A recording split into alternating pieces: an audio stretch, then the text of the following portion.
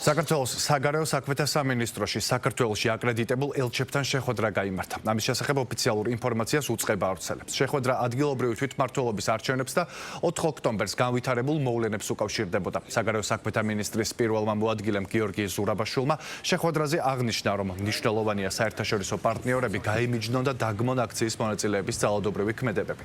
მინისტრის მოადგილის განცხადებით, 4 ოქტომბრის არჩევნებს 28 საერთაშორისო და 27 ადგილობრივი ორგანიზაცია, ასევე 73 მედია საშუალების დაახლოებით 1000 წარმომადგენელი აკვირდებოდა.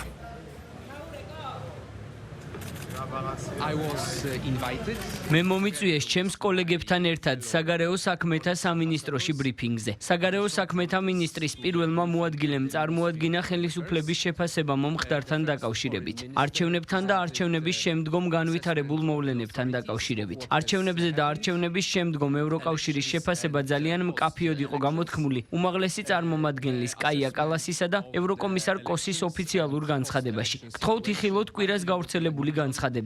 ჩემი მხრიდან მეტი კომენტარი არ მაქვს. მათ მეწოდათ ის ინფორმაცია, რომელიც ჩვენმა საზოგადოებამ იხილა პირდაპირ ეთერში, ამასთანავე იმ დღეს განვითარებულ მოვლენებთან დაკავშირებით და იმ გამოძიებებთან დაკავშირებით, რომელიც მიმდინარეობს 4 ოქტომბერს განვითარებულ მოვლენებთან დაკავშირებით.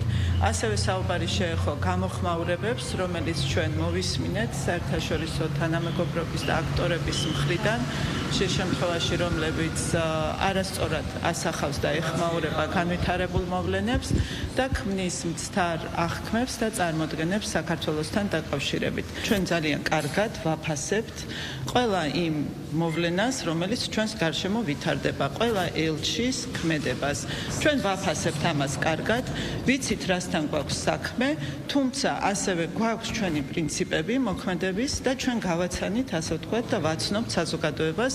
არაერთხელ უთქვამს პრემიერ-მინისტრს, არაერთხელ გაგვიმეორია, რომ ჩვენ ვრჩებით ცალმხრივად მეგობრობის, პარტნიორობის რეჟიმში იმ ქვეყნებთანაც კი, რომლებიც უხეშად ერევიან ჩვენი ქვეყნის საშინაო.